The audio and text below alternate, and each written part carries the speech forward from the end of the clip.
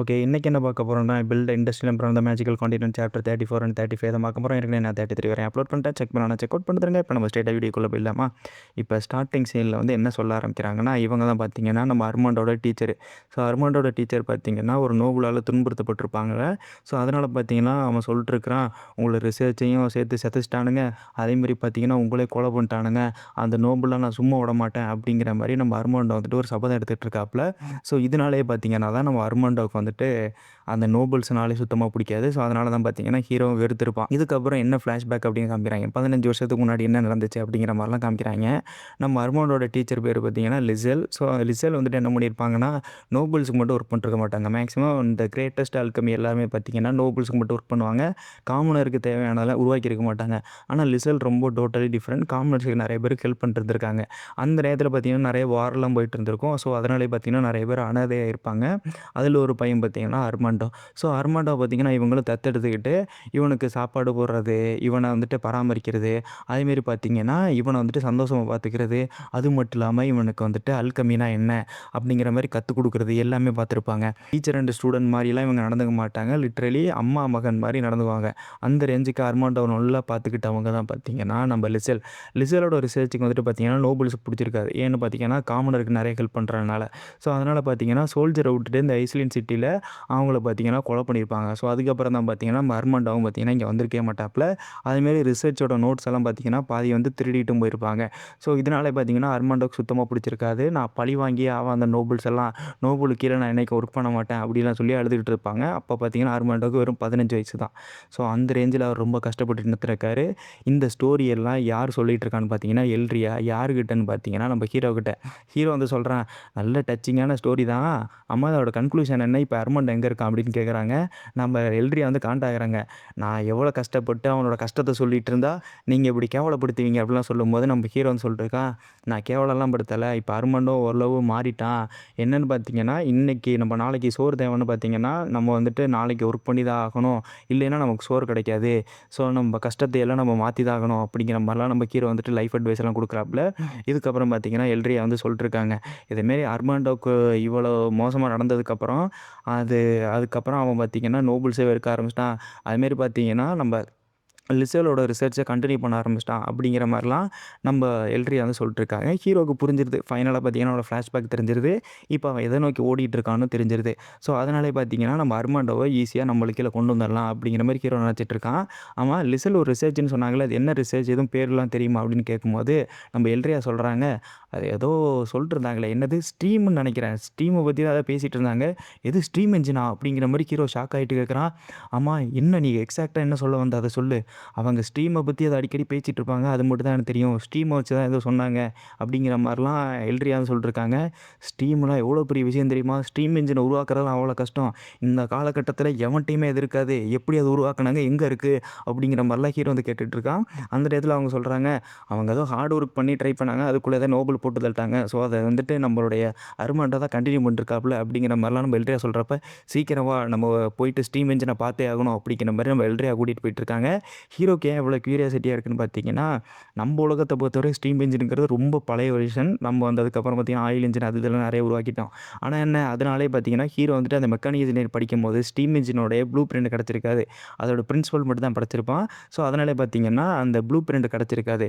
So இப்போ நான் அந்த ஸ்டீம் இன்ஜினை உருவாக்கினாலுமே பார்த்தீங்கன்னா அது மிகப்பெரிய அளவில் இருக்கும். அது மற்றவங்களால யாராலையும் தூக்கிட்டு போக முடியாது. அது யாராலையும் அவ்வளோ ஈஸியாக உருவாக்க முடியாது. ஸோ அதனாலே பார்த்தீங்கன்னா ஹீரோ வந்துட்டு இந்த ஸ்டீம் இன்ஜினை எப்படி உருவாக்கலாம்னு யோசிச்சுட்டு இருப்பான். அந்த இடத்துல தான் பார்த்தீங்கன்னா நம்மளோட அர்மாண்டோட டீச்சர் லிசா வந்து ஸ்டீம் இன்ஜினை பற்றி ரிசர்ச் பண்ணிட்டுருக்காங்க. ஸோ அதோட ப்ளூ பிரிண்ட் மட்டும் கிடச்சா போதும், அதை நான் அவர்களும் மாடிஃபை பண்ணி மிகப்பெரிய ஒரு ட்ரெயின் உருவாக்கிடுவேன். ஒரு நேஷனோட மிகப்பெரிய வளர்ச்சியை பார்த்தீங்கன்னா ட்ரெயின் உருவாக்குறதா ஃபஸ்ட்டு அப்படிங்கிற மாதிரி ஹீரோவும் புரிஞ்சுக்கிறான். இதுக்கப்புறம் பார்த்தீங்கன்னா அர்மாண்டோட ஹவுஸை காமிக்கிறாங்க. அவன் பார்த்தீங்கன்னா அந்த ஸ்டீம் இன்ஜின் தான் ரிசர்ச் பண்ணிருக்காப்புல, இது எப்படி ஒர்க் ஆகும்னு சொல்லிட்டு. அந்த நேரத்தில் தான் பார்த்தீங்கன்னா நம்ம எல்ட்ரியா கூப்பிட்றாங்க. அர்மாண்டோ நீங்கள் இருக்கியான்னு கேட்டுட்டு இருக்காங்க. இதை யாருமே பார்க்கக்கூடாது அப்படின்னு தான் அர்மாண்டோ நினைக்கிறான். ஸோ அதனால் பார்த்தீங்கன்னா மூடி வச்சிடறான். அந்த இடத்துல தான் பார்த்தீங்கன்னா நம்ம ஹீரோ வர்றான். ஹீரோ வந்தோடனே கடுப்பாயிடுறான். என்ன தைரியம் தான் மறுபடியும் உள்ளே இருந்திருப்ப, இந்த வீட்டுக்குள்ளே வர உனக்கு அனுமதி இல்லை, எனக்கு இந்த ஊருக்குள்ளே எங்கே போக அனுமதி இருக்குது அப்படின்னு சொல்லிட்டு இப்போ ஹீரோ முன்னாடி போயிட்டு இருக்கான். இதுக்கப்புறம் பார்த்தீங்கன்னா அர்மாண்டோ சொல்ல ஆரம்பிக்கிறான், ஒழுங்கு மரியாதை ஓடி போயிரு, என்ன தைரியம் தான் என்னோட டீச்சரோட ரிசர்ச்சை கெடுக்கலான்னு வந்திருப்பீங்க அப்படின்னு சொல்லி கேட்டுட்டு இருக்கான். அந்த இடத்துல தான் நம்ம எல்ட்ரியா வந்து சொல்லிட்டுருக்காங்க, அவர் இன்னொன்று இந்த ரிசர்ச்சை கெடுக்கிறதுக்குலாம் இல்லை, அவர் வளர்க்குறதுக்கு தான் வந்திருக்காரு, அவருக்கு இதை பார்க்கணுமா அப்படிங்கிற மாதிரிலாம் நம்ம எல்ட்ரியா வந்து சொல்லிட்டுருக்காங்க. இந்த டயத்தில் தான் பார்த்தீங்கன்னா நம்ம அர்மாண்டோ முடிவெடுக்கிறான். ஒழுங்கு மரியாதையா ஓடி போயிடு, இல்லைன்னா இங்கேயே உன்னை போட்டு தள்ளிடுவேன்டா, நோபுள்னால எனக்கு பிடிக்காதுடா அப்படிங்கிற மாதிரி நம்மளோட அர்மாண்டோ சொல்லிட்டுருக்காப்புல. இந்த இடத்துல மெய்டு வந்து அவங்களோட கத்தி எடுக்கிறாங்க. என்ன தைரியம் இருந்துட்டா நம்ம ஹீரோவுக்கு எடுத்துக்கிட்டே நீ வந்துட்டு கத்தியை தூக்குவ அப்படின்னு சொல்லி அவங்க நினச்சிட்டு இருக்காங்க. இந்த டயத்தில் தான் பார்த்தீங்கன்னா நம்ம ஹீரோ வந்து சொல்கிறான், மெய்டு இல்லையா, கொஞ்சம் நீ கத்தியை உள்ள வை, இதை நானே டீல் பண்ணிக்கிறேன் அப்படின்னு சொல்லிட்டு இப்போ வந்துட்டு அவன் சொல்கிறான். இதேமாரி அந்த ஸ்டீம் இன்ஜினால உனக்கு என்னன்னு தெரிய வாய்ப்பில்லை, அது எப்படி ஒர்க் ஆகணும் உனக்கு தெரிய வாய்ப்பில்லை, ஒழுங்கு முறையாக என்கிட்ட காமிச்சிரு, உங்களோட ப்ரொஃபஸர் லியாவோடைய ரிசர்ச்சை நீ கெடுத்துடாத, இதேமாரி எத்தனை காலத்துக்கு தான் அதை பூட்டி வச்சுட்ருப்ப அப்படிங்கிற மாதிரி ஹீரோ கேட்குறான். அதை கேட்டுட்டு வந்துட்டு நம்ம அர்மாண்டோ சொல்கிறான், நோபுல்ஸ் வந்துட்டு என்றைக்குமே மோசமானவங்க தான், இந்த ரிசர்ச்சை பற்றி உனக்கும் தெரியாது எனக்கும் தெரியாது, ஸோ நீ ஒழுங்கு மரியாதை ஓடி போயிரு அப்படின்னு சொல்லிட்டு இப்போ வந்துட்டு அர்மாண்டோ சொல்லிட்டுருக்கான். இதுக்கப்புறம் ஹீரோ வந்து சொல்கிறான், சரி நம்ம ஒரு பெட்டு வச்சுக்குவோம், யாருக்கு தெரியாதுனே வச்சுக்குவோமே, சப்போஸ் உங்களோட ரிசர்ச்சை வந்துட்டு நான் ஃபுல்லாக கம்ப்ளீட் பண்ணிட்டேன்னா, அதாவது லியாவோட ரிசர்ச்சை நான் ஃபுல்லாக கம்ப்ளீட் பண்ணிட்டு இந்த மிஷினை ஒர்க் பண்ணிட்டேன்னா, நீ இனிமேல் எனக்கு கீழே ஒர்க் பண்ணணும், எனக்கு லாயலாக இருக்கணும். சப்போஸ் இதேமாரி நான் அந்த ரிசர்ச்சில் வந்து ஃபெயில் ஆகிட்டேன் அப்படிங்கிற பட்சத்தில் நான் இந்த ஊரை விட்டே போயிடுறேன், இந்த லார்டு பதவியும் உனக்கு கொடுத்துட்டு கிளம்பிடுறேன் அப்படிங்கிற மாதிரிலாம் நம்ம ஹீரோ வந்து சொல்கிறான். இந்த நேரத்தில் அர்மாண்ட் வந்து சிரிச்சுக்கிட்டே கேட்குறான், நீங்கள் நோபுல்லாம் வாக்கை காப்பாற்றுவீங்களா அப்படிங்கிற மாதிரிலாம் அவன் கேட்குறான். இங்கே பாரு சாட்சிக்கு 2 பேர் இருக்காங்க, என்னோட மெய்டும் ப்ரீஸ்ட்டும் அப்படிங்கிற மாதிரிலாம் சொல்கிறாங்க. சரி ஓகே, நானும் இதை ஒத்துக்கிறேன். எப்படி பார்த்தாலும் நோபலுக்கும் பார்த்தீங்கன்னா இந்த ரிசர்ச்சை பற்றி எதுவும் தெரியாது. ஏன்னா பார்த்தீங்கன்னா நோபல் இந்த அல்கமியெல்லாம் படிக்க மாட்டாங்க. அவங்களுக்கு பார்த்தீங்கன்னா இந்த காண்டினென்ட் எப்படி அக்வயர் பண்ணுறது அப்படிங்கிற மாதிரி தான் யோசிச்சுட்டு இருப்பாங்க. ஸோ அதனால் பார்த்தீங்கன்னா அதை படிச்சிருக்க வாய்ப்பு இல்லை அப்படிங்கிற மாதிரி அர்மாண்டோ சொல்கிறான்.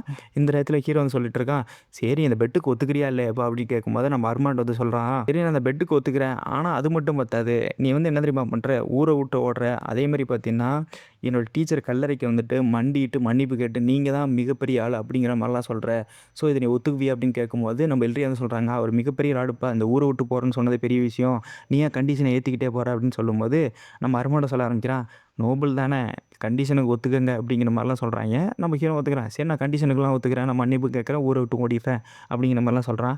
சரி அந்த ஸ்டீம் இன்ஜினை காமிப்பான், நான் பார்த்தே ஆகணும் அப்படிங்கிற மாதிரிலாம் ஹீரோ சொல்லிட்டுருக்கான். ஹீரோ மனசில் நினச்சிட்டு இருக்கான், steam engine maximum blue print படி பார்த்தீங்கன்னா மேலே தண்ணி இருக்கும், அடியில் பார்த்தீங்கன்னா இவங்க நெருப்பை மூட்டி விட்டு பண்ணியிருப்பானுங்க, எனக்கு தெரிஞ்சது இந்த வகையான ப்ளூ பிரிண்ட்டாக தான் இருக்கணும் அப்படிங்கிற மாதிரி ஹீரோ நினச்சிட்டு இருக்கான். அர்மாண்டோ முட்டாள்தனமாக அதை பண்ணிட்டுருப்பான் அப்படிங்கிற மாதிரி நினச்சிட்டு இருக்கான் ஹீரோ. ஆனால் பார்த்தா ரொம்ப ஆப்போசிட்டாக இருக்குது.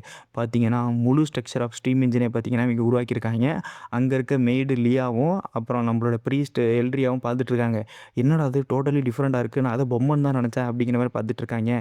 ஹீரோ பார்த்துட்டு நினைக்கிறா, என்னது இது உண்மையிலே ஸ்டீம் இன்ஜின் தான்டா, இது உருவாக்குறது எவ்வளோ கஷ்டம் தெரியுமா, இந்த மாதிரி ப்ளூ பிரிண்ட்டாக உருவாக்கவே முடியாது, லியா மிகப்பெரிய ஒரு ஜீனியஸ் தான் அப்படிங்கிற மாதிரி ஹீரோ ஒத்துக்கிறான். யங் மாஸ்டர் லியா உருவாக்குனது உங்களுக்கு எப்படி தெரியும், இது உண்மையிலே மிக சிறந்ததா அப்படிங்கிற மாதிரிலாம் நம்ம மேடு கேட்டுட்டு இருக்காங்க. அந்த இடத்துல ஹீரோ சொல்கிறான், ஆமாம் இதான் இருக்கல மிக சிறந்தது, இதை யாராலையும் எதுவும் பண்ண முடியாது, இந்த ஸ்டீம் இன்ஜின் ப்ளூ பிரிண்ட்டை இந்த உலகத்தில் எவனாலையும் கிரியேட் பண்ண முடியாது, லியா தான் இருக்கிறதுல மிகப்பெரிய அல்கமிஸ்ட் அப்படிங்கிற மாதிரிலாம் நம்ம ஹீரோ பாராட்டிகிட்டு இருக்காங்க. அர்மாண்டாக்கு ரொம்ப சந்தோஷம், ஃபைனலாக நம்ம மாஸ்டர் ஒருத்தராவது அக்செப்ட் பண்ணிக்கிட்டாங்களே, மிகப்பெரிய அல்கமீனா அப்படிங்கிற மாதிரி அர்மாண்டாக்கு சந்தோஷம். ஹீரோ வந்து கேட்க ஆரம்பிக்கிறான், ஆமாம் இதில் என்ன பிரச்சனை, இது எப்படி ஒர்க் ஆகும், அதை பற்றிலாம் உனக்கு எதாவது ஐடியா இருக்கா, இல்லை ப்ளூ பிரிண்ட்டில் ஏதாவது மென்ஷன் பண்ணியிருக்காங்களா அப்படிங்கிற மாதிரி கேட்குறான். அந்த இடத்துல அர்மாண்டோ சொல்கிறான், ரிசர்ச் பேப்பரில் கூட இது எப்படி ஒர்க் ஆகும், இதோடைய டூல்ஸை பற்றிலாம் பெருசாக மென்ஷன் பண்ணதில்லை அப்படிங்கிற மாதிரிலாம் அர்மாண்டோ சொல்லிட்டுருக்கான்.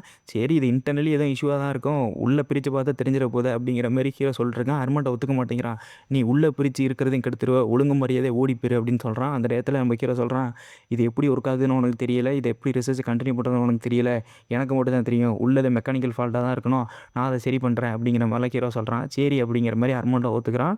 சரி ஸ்க்ரூ டிரைவர் எடு, இது என்னன்னு பார்த்துருவோம் அப்படிங்கிற மாதிரி சொல்கிறாங்க. ஆமாம் ஸ்க்ரூ டிரைவர்னால் என்ன அப்படிங்கிற மாதிரி அவன் கேட்குறான்.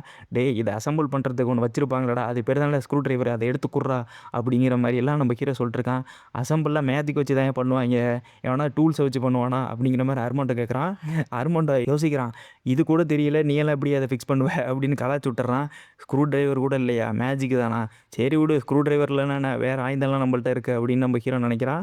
ஏய் மெய்டு டக்குன்னு கத்தி எடுப்பா, நான் டக்குன்னு இதை ஓப்பன் பண்ணணும் அப்படின்னு சொல்லிட்டு மெய்டோட கத்தியை வச்சுட்டு இதை ஓப்பன் பண்ணிட்டுருக்கான். ஸோ அர்மாண்டோ பார்த்துட்டு இருக்கான். ஃபைனலாக ஹீரோ வந்துட்டு ஈஸியாக ஓப்பன் பண்ணிடுறாப்புல. ஓப்பன் பண்ணி பார்த்தா இன்டர்னல் ஸ்ட்ரக்சர் எல்லாமே சூப்பராக இருக்குது, இவங்க உண்மையிலே ஒரு ஜீனியஸ் தான் அப்படிங்கிற மாதிரி ஹீரோ மாதிரி ரெகனைஸ் பண்ணுறாப்புல. இதுக்கப்புறம் பார்த்தீங்கன்னா உள்ள ஒரு பார்ட் வந்து மிஸ் ஆகுது, அதோட கோர் பார்ட்டே மிஸ் ஆகுது. ஹீரோ வந்துட்டு கேட்க ஆரம்பிக்கிறான், அம்மா இதோட கோர் பார்ட் எங்கே அப்படிங்கிற மாதிரி ஹீரோ கேட்டுட்டு இருக்கான். அர்மாண்டோ ஒரே ஷாக்கு, எப்படி இதில் ஒரு பார்ட் மிஸ் ஆகுதுன்னு ஹீரோவுக்கு தெரியும் அப்படிங்கிற மாதிரி அவன் யோசிச்சுட்டு இருக்கான். இதுக்கப்புறம் அர்மாண்டோ வந்து எக்ஸ்பிளைன் பண்ணுறான், ஐயோ நம்ம நிறைய வாய் விட்டாமே, சரி நம்ம போய் சொல்லுவோன்னு சொல்லிட்டு இப்போ சொல்கிறான்.